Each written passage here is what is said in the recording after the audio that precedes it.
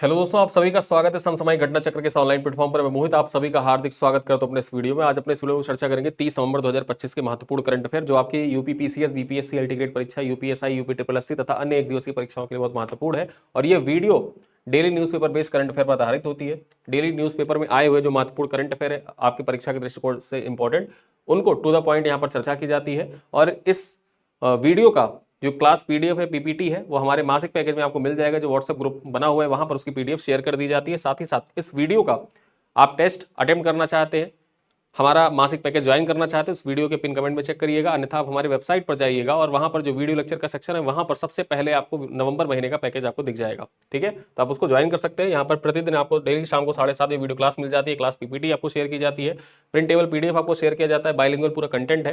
Class PPT PDF के साथ साथ में 10 एमसीक्यू का प्रतिदिन टेस्ट होता है। महीने के अंत में 100 एमसीक्यू का ऑनलाइन टेस्ट आपसे लिया जाता है, यानी कि पूरे महीने में देखा जाए तो लगभग 300 से 400 क्वेश्चन का आप यहाँ पर प्रैक्टिस भी करते हैं करंट अफेयर के।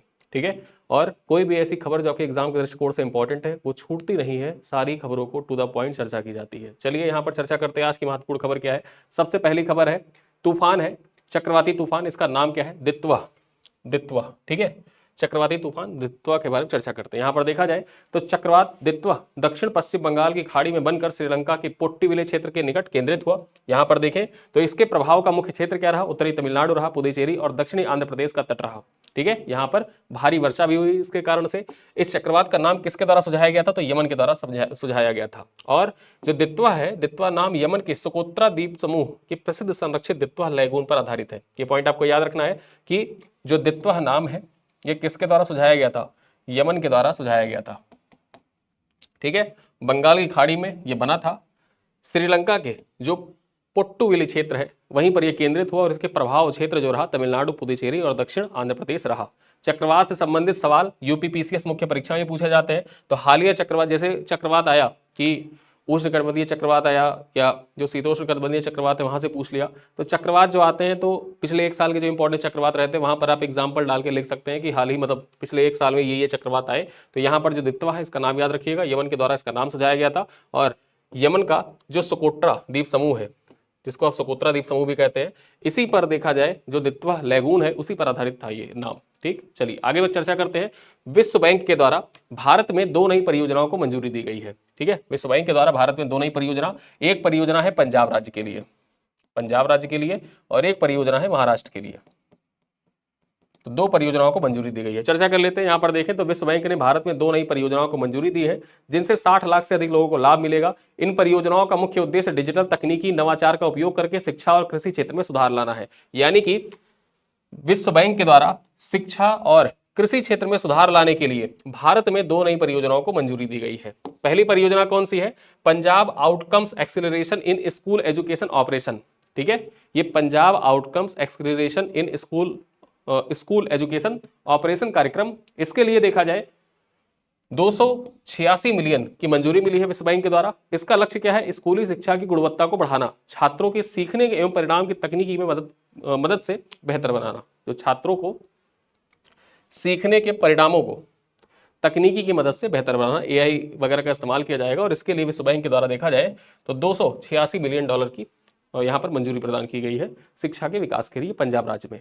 ठीक है, दूसरी परियोजना कौन सी है? Maharashtra project on climate resilient agriculture. ये इंपॉर्टेंट हो जाता है, इसका चरण 2, सेकंड चरण के लिए यहां पर देखा जाए 490 मिलियन की स्वीकृति विश्व बैंक के द्वारा की गई है। यह परियोजना 21 जिलों में किसानों को जलवायु परिवर्तन के प्रभावों से निपटने, सटीक खेती अपनाने और कृषि उत्पादन में लचीलापन को बढ़ाने में मदद प्रदान करेगी। ठीक है, आगे चर्चा करते हैं। अगली खबर क्या है?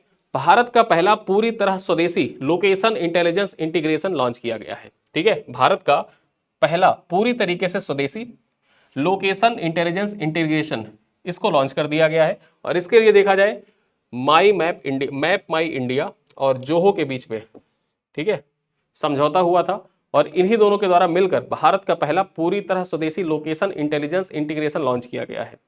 इस साझेदारी से कंपनियां ग्राहकों के पते को आसानी से जियो लोकेट कर सत्यापित कर सकेंगी और near by lead finder feature के जरिए मौजूदा ग्राहक के आसपास की नई बिक्री संभावनाओं की पहचान भी कर पाएंगी। ठीक है, देखते हैं इस सहयोग का मुख्य उद्देश्य क्या है। तो जो विदेशी जियो स्पेशियल एपीआई है, इस पर निर्भरता को कम करना। अब जोहो के बारे में आप जानते ही हैं, जोहो जैसे जोहो का आप एरिट्रिया यूज करते, ठीक है। साथ ही में स्लाइड्स भी आप यूज करते, पावर पॉइंट जो आप यूज करते हैं ना स्लाइड बनाने के लिए, उसको देखा जाए प्रतिस्थापित करने की क्षमता रखता है स्लाइड, ठीक है। व्हाट्सएप के लिए देखा जाए तो जोहो कंपनी है, ठीक है। जोहो कंपनी है, एक भारतीय स्टार्टअप है और धीरे धीरे ये ग्रो कर रही है और उसी ने मिलकर भारत का पहला पूरी तरीके से लोकेशन इंटेलिजेंस इंटीग्रेशन लॉन्च किया है, जिससे आपके लोकेलिटी में जो चीजें हैं नियर बाई लीड फाइंडर है, ये फीचर भी यहाँ पर उपलब्ध कराया जा रहा है, ठीक है। चलिए आगे देखते हैं। Mobile number validation platform launch किया गया है। अब दूरसंचार विभाग जो है, दूरसंचार विभाग डिपार्टमेंट ऑफ टेलीकम्युनिकेशन ने mobile number validation platform launch किया है, जिसके माध्यम से किसी भी मोबाइल नंबर की वास्तविक समय में सत्यापन किया जा सकेगा, ठीक है। मोबाइल नंबर वैलिडेशन जैसे ट्रू कॉलर वगैरह होते हैं ना, सेम उसी प्रकार से देखा जाए तो अब दूरसंचार विभाग के द्वारा mobile number validation platform launch किया गया, जिसके माध्यम से मोबाइल नंबर का वास्तविक समय में सत्यापन किया जा सकेगा। इससे बैंक और अन्य सेवा प्रदाता ग्राहकों की पहचान की पुष्टि आसानी से कर पाएंगे, जिससे म्यूचुअल अकाउंट, पहचान चोरी और धोखाधड़ी पर रोक लगेगी, ठीक है। क्योंकि आजकल आप जानते ही हैं जो साइबर अपराध हो रहे हैं वो फोन के जरिए ज्यादा हो रहे हैं, मोबाइल नंबर से ज्यादा हो रहे हैं। यहां पर देखा जाए पुराने मोबाइल फोन की बिक्री के दौरान जो IMEI नंबर होता है, इसी के आधार पर उसकी वैधता जांच पाना संभव होगा, ठीक है। इसके साथ ही संचार साथी पोर्टल कोई भी व्यक्ति अपने नाम पर जारी सभी सिम कार्डों की संख्या और देखकर उसको सत्यापित भी कर सकता है कि उसके नाम पर, जैसे फर्जी आधार कार्ड पे लोग पहले सिम निकलवा लेते थे, अब तो हो गया है कि आधार कार्ड है फिर उसके बाद में भी आपको थंब वगैरह का देना होगा, फिर फोटो स्कैन होती है, ठीक है। तो वो सारी सुविधाएं हैं, लेकिन उसके बाद में भी कोई ना कोई जुगाड़ लोग निकाल ही लेते हैं।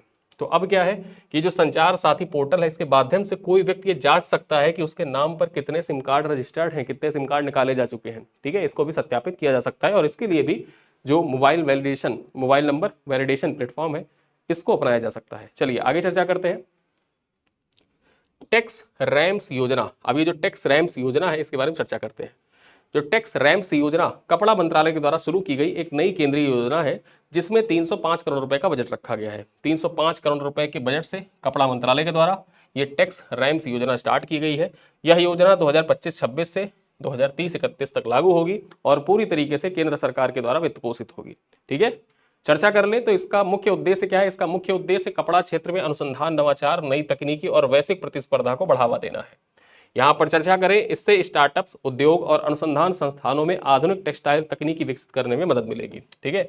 जो नए स्टार्टअप हैं, उद्योग हैं, अनुसंधान संस्थानों को आधुनिक टेक्सटाइल तकनीकी विकसित करने में मदद मिलेगी और इसी के लिए यह योजना टेक्स्ट रैम्प स्टार्ट की गई है, ठीक है। चलिए आगे देखते हैं, अगली खबर क्या है। सेना का विजन @2047 रोड मैप, जो @2047 रोड मैप है आर्मी का, इसके बारे में चर्चा करते हैं। जो चाणक्य डिफेंस डायलॉग हो रहा था उसी के दौरान इसको प्रस्तुत किया गया। सेना का विजन @2024 रोड मैप दिल्ली में आयोजित चाणक्य डिफेंस डायलॉग उद्घाटन सत्र में पेश किया गया था। यह प्रधानमंत्री नरेंद्र मोदी के 5S सिद्धांत, सम्मान, संवाद, सहयोग, समृद्धि और सुरक्षा पर आधारित है, ठीक है। चर्चा करें तो सेना प्रमुख जनरल उपेंद्र द्विवेदी ने इसे वर्तमान वैश्विक सुरक्षा परिस्थितियों और 50 से अधिक चल रहे संघर्षों को ध्यान में रखते हुए प्रस्तुत किया है। रोड मैप 3 चरणों में 2047 तक सेना के एक भविष्य तैयार करेगा। आधुनिक और एकीकृत बल बनाने का लक्ष्य रखता है ये रोड मैप। 2032 तक क्या किया जाएगा, पहला चरण क्या है 2032 तक, इस पे एजेंडा तय करना और परिवर्तन की शुरुआत करना कि सेना में किस प्रकार से परिवर्तन किए जाने चाहिए, उसकी शुरुआत की जाएगी। 2037 तक का लक्ष्य क्या है कि 2037 तक हमको क्या अचीव करना है, तो 32 से 37 तक क्या होगा कि 5 साल की सीमांकन अवधि होगी, समेकन अवधि होगी। 5 सालों में देखा जाएगा तो उसको जांच पड़ताल किया जाएगा, ठीक है। तो 5 साल और फिर उसके बाद देखा जाए 2047 तक क्या किया जाएगा, जो 2047 तक का चरण होगा यानी कि तीसरा चरण होगा, इसे पूरी तरह रूपांतरित और एकीकृत आधुनिक सैन्य ढांचा तैयार करना इसका मुख्य उद्देश्य है। तो ये है विजन 2047 की। भारतीय सेना में जो आधुनिकीकरण है उसको किस प्रकार से अपनाया जाएगा, वही 3 चरण यहाँ पर बताए गए हैं, ठीक है। 32 तक क्या किया जाएगा, एजेंडा तय करना और परिवर्तन की शुरुआत करना 32 तक किया जाएगा। फिर 32 से 37 तक क्या होगा, 5 साल का समेकन अवधि होगी, ठीक है। और उसके बाद 47 तक क्या होगा, यानी कि 37 से 47 तक यानी जो 10 साल होगा उसमें पूरी तरीके से आर्मी जो है उसको ट्रांसफॉर्म कर दिया जाएगा और एकीकृत आधुनिक सैन्य ढांचा तैयार किया जाएगा, ठीक है। यहां पर देखा जाए तो यह योजना 2023 से 2032 के परिवर्तन को जो 2023 से 2032 तक परिवर्तन होगा, इसको डेकेड ऑफ ट्रांसफॉर्मेशन मानकर सेना को आत्मनिर्भर, तकनीकी संचालित और आधुनिक युद्ध के लिए तैयार बनाने पर केंद्रित है। ठीक है, तो इसी वजह से जो ये यहां पर देखा जाए सेना का जो विजन है, विजन 2047 रोड मैप, ये इंपॉर्टेंट हो जाता है। ये ना सिर्फ आपके प्रीलिम्स के लिए, ये मुख्य परीक्षा के लिए भी महत्वपूर्ण है। चलिए आगे देखते हैं ऑपरेशन सागर बंधु। अब ये जो ऑपरेशन सागर बंधु है ये महत्वपूर्ण हो जाता है, क्योंकि मैंने शुरुआत में बताया ऑपरेशन जो चक्रवात दित्वा आया है। ठीक है, तो चक्रवात दित्वा के कारण देखा जाए श्रीलंका की मदद प्रभावित है। श्रीलंका के साथ साथ जो तमिलनाडु है और दक्षिणी आंध्र प्रदेश है वो भी प्रभावित है। तो यहां पर देखा जाए ये ऑपरेशन सागर बंधु स्टार्ट किया गया भारत के द्वारा। ठीक है, विदेश मंत्री एस जयशंकर ने इसकी घोषणा की और इसकी राहत अभियान के तहत भारत ने कोलंबो में मानवीय सहायता भी भेजी है। इस मिशन में भारतीय नौसेना के 2 प्रमुख युद्धपोत आईएनएस विक्रांत और आईएनएस उदयगिरी शामिल किया गया है। इस ऑपरेशन का उद्देश्य संकट के समय पड़ोसी देशों की सहायता करना और क्षेत्रीय मानवीय सहयोग को मजबूत करना है। ठीक है, और इसी वजह से यह ऑपरेशन इंपॉर्टेंट हो जाता है। ऑपरेशन सागर बंधु किस देश में संचालित किया जा रहा है? तो ये संचालित किया जा रहा है कहां पर? श्रीलंका में। एक ऑपरेशन बताइएगा, ऑपरेशन ब्रह्मा। ठीक है,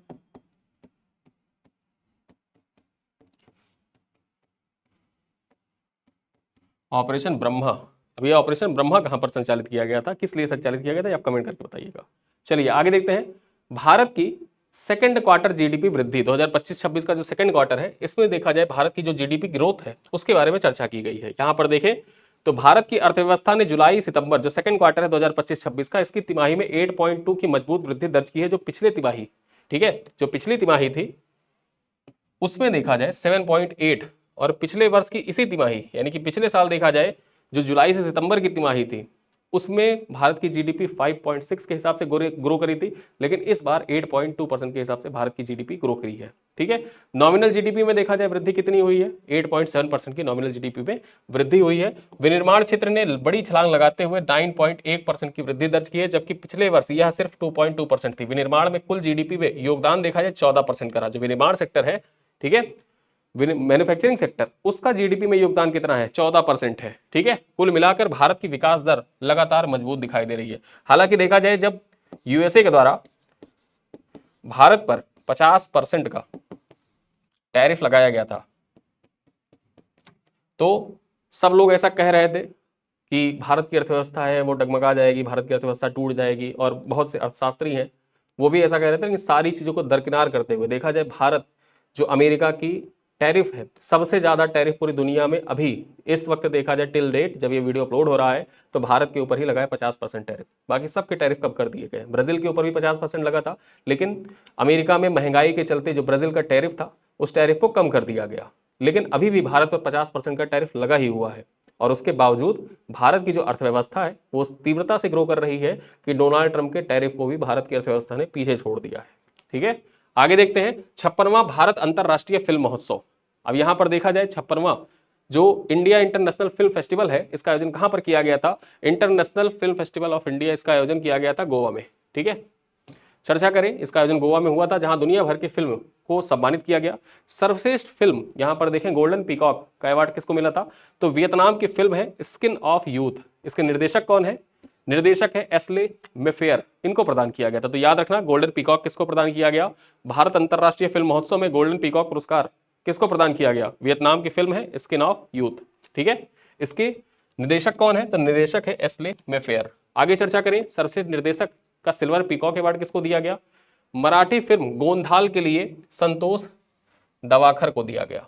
ठीक है, वहीं पर सर्वश्रेष्ठ अभिनेता पुरुष का अवार्ड किसको दिया गया है? तो यहां पर देखें उबेमार रियोस, जो उबेमार रियोस है, ये स्पेनिश फिल्म अ पोएट के लिए प्रदान किया गया सर्वश्रेष्ठ अभिनेता का पुरस्कार। सर्वश्रेष्ठ अभिनेत्री का पुरस्कार महिलाओं में किसको दिया गया है? जारा सोफिजा ओस्टान को दिया गया है। जारा सोफिजा ओस्टान को ये स्लोवेनियाई फिल्म लिटिल ट्रबल गर्ल्स के लिए प्रदान किया गया है। ठीक है, कुछ अन्य सम्मान भी प्रदान किए गए हैं, जैसे बेस्ट डेब्यू फीचर फिल्म निर्देशक संयुक्त रूप से हेमस फार्मंड जो ईरान के हैं और टोनिस पिल एस्टोनिया के हैं, इनको प्रदान किया गया है। बेस्ट डेब्यू निर्देशक भारतीय का अवार्ड किसको दिया गया है? तो करण सिंह त्यागी को दिया गया है केसरी चैप्टर 2 के लिए। ठीक है, और वहीं पर सर्वश्रेष्ठ वेब सीरीज जो ओटीटी के लिए है किसको प्रदान किया गया है? बंदिश बैंडिट्स सीजन 2। ठीक है, और यहां पर देखा जाए तो ICFT यूनेस्को गांधी पदक से किसको सम्मानित किया गया है? तो नॉर्वे की फिल्म है सेफ हाउस। इस सेफ हाउस फिल्म को यहां पर चर्चा करें, ICFT यूनेस्को गांधी पदक से सम्मानित किया गया है। नॉर्वे की फिल्म है, जरूर याद रखिएगा। ठीक है।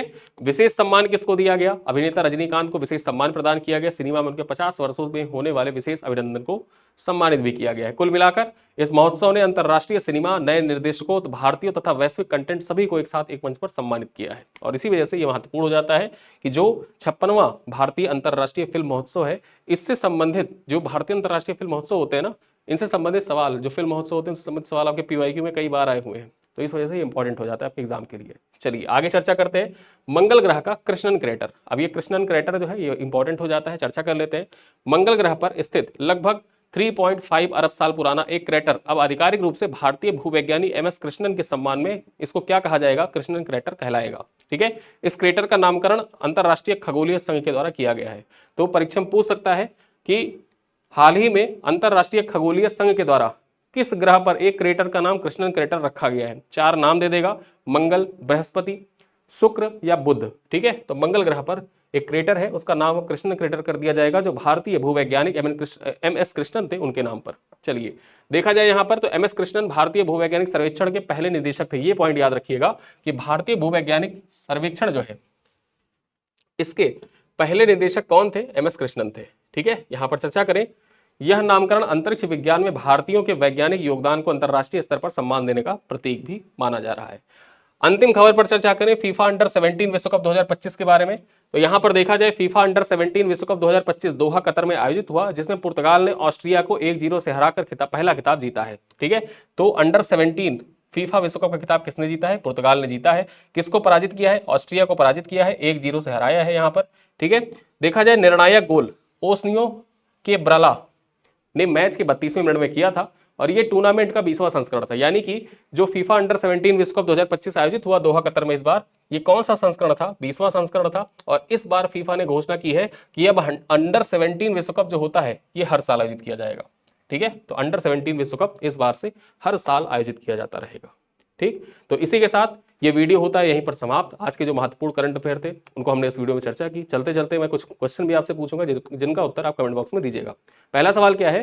पहला सवाल है कि T20 इंटरनेशनल पुरुष 2026 के लिए ब्रांड एम्बेसडर किसको नियुक्त किया गया है? कौन है जिसको ब्रांड एम्बेसडर नामित किया गया है? क्वेश्चन नंबर दूसरा कह रहा है WPL इतिहास में, यानी कि वुमेन्स प्रीमियर लीग के इतिहास में सबसे महंगी खिलाड़ी कौन है? ठीक, सबसे महंगी खिलाड़ी कौन सी है WPL के इतिहास में? उसके बाद हम चर्चा करें। तीसरा सवाल यहाँ पर इतिहास से है। ठीक है। तीसरा सवाल इतिहास से है, आधुनिक भारत से है। यहां पर देखा जाए 2 सवाल आधुनिक भारत से हैं, 2 सवाल करंट अफेयर से। इसका उत्तर भी आप कमेंट बॉक्स में दीजिएगा कि तृतीय आंग्ल मैसूर युद्ध के समय गवर्नर जनरल कौन था। और चौथा सवाल है कि सुगौली की जो संधि हुई थी ये किस वर्ष हस्ताक्षरित हुई थी। तो ये 4 सवाल है। इन 4 सवालों का उत्तर आप कमेंट बॉक्स में दीजिएगा। वीडियो कैसा लगा आप कमेंट में बता सकते हैं। वीडियो को पसंद आएगा तो लाइक जरूर किया करें। ठीक है। और इन्हीं सब बातों के साथ इस वीडियो को करते हैं पर समाप्त। मिलते हैं अगली क्लास में, तब तक के लिए बहुत बहुत धन्यवाद।